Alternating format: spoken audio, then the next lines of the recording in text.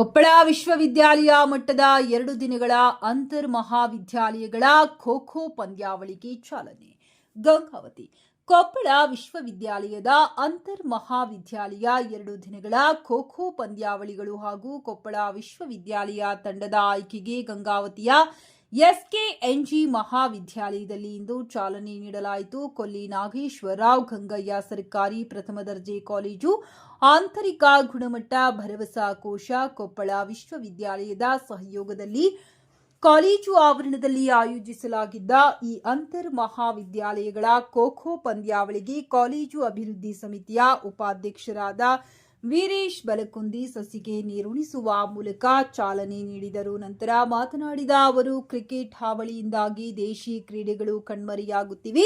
ಇಂತಹ ಸಂದರ್ಭದಲ್ಲಿ ಖೋ ಖೋ ಪಂದ್ಯಾವಳಿಗಳಿಗೆ ಕೊಪ್ಪಳ ವಿಶ್ವವಿದ್ಯಾಲಯ ಬೆಂಬಲ ನೀಡುತ್ತಿರುವುದು, ಪಂದ್ಯಾವಳಿಗಳನ್ನು ಆಯೋಜಿಸುತ್ತಿರುವುದು ಹೆಮ್ಮೆಯ ಸಂಗತಿ.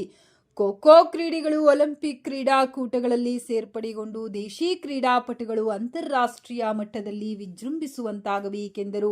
ನಂತರ ಮಾತನಾಡಿದ ಮುಖ್ಯ ಅತಿಥಿಗಳಾಗಿದ್ದ ಕೊಪ್ಪಳ ವಿಶ್ವವಿದ್ಯಾಲಯದ ಕುಲಸಚಿವರಾದ ಕೆ ರಮೇಶ್ ಅವರು ಮಾತನಾಡಿ, ಸದೃಢ ದೇಹದಲ್ಲಿ ಸದೃಢ ಆರೋಗ್ಯ ಸಾಧ್ಯ.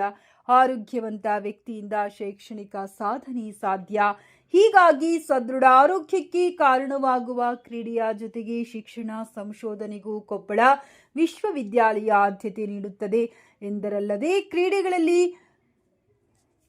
ಗೊಂದಲ ತಪ್ಪಿಸಲು ತಂತ್ರಜ್ಞಾನದ ಬಳಕೆ ಸಹ ಆಗಬೇಕೆಂದರು.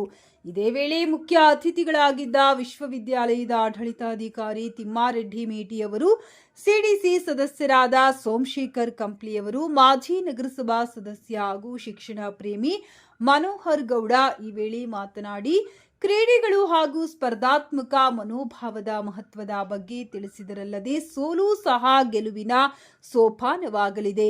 ಸ್ಪರ್ಧಾ ಮನೋಭಾವದಿಂದ ಆಟವಾಡಲು ತಿಳಿಸಿದರು. ಕಾಲೇಜಿನ ಪ್ರಾಚಾರ್ಯರಾದ ಡಾಕ್ಟರ್ ಶಿವರಾಜ್ ಗುರಿಕಾರ್ ಅಧ್ಯಕ್ಷತೆ ವಹಿಸಿ ಮಾತನಾಡಿದರು. ಈ ವೇಳೆ ವೇದಿಕೆಯಲ್ಲಿ ಸಿಡಿಸಿ ಸದಸ್ಯರಾದ ರವಿ ಯಲಬುರ್ತಿ, ದೀಪಕ್ ಬಾಂಟ್ಯ, ಮಂಜುನಾಥ್ ಕೆಎಚ್ ಉಪಸ್ಥಿತರಿದ್ದರು.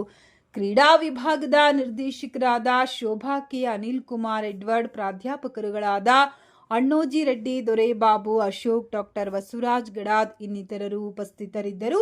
ಈ ವೇಳೆ ಜಿಲ್ಲೆಯ ವಿವಿಧ ಕಾಲೇಜುಗಳ ಕ್ರೀಡಾ ನಿರ್ದೇಶಕರು, ಶಿಕ್ಷಕರುಗಳ ಮಾರ್ಗದರ್ಶನದಲ್ಲಿ ವಿವಿಧ ಕಾಲೇಜುಗಳ ಕ್ರೀಡಾಪಟುಗಳು ಖೋ ಖೋ ಪಂದ್ಯಾವಳಿಗಳು ನಡೆದವು. ಸುಮಾರು 25ಕ್ಕೂ ಅಧಿಕ ತಂಡಗಳು ಈ ವೇಳೆ ಪಾಲ್ಗೊಂಡಿದ್ದರು.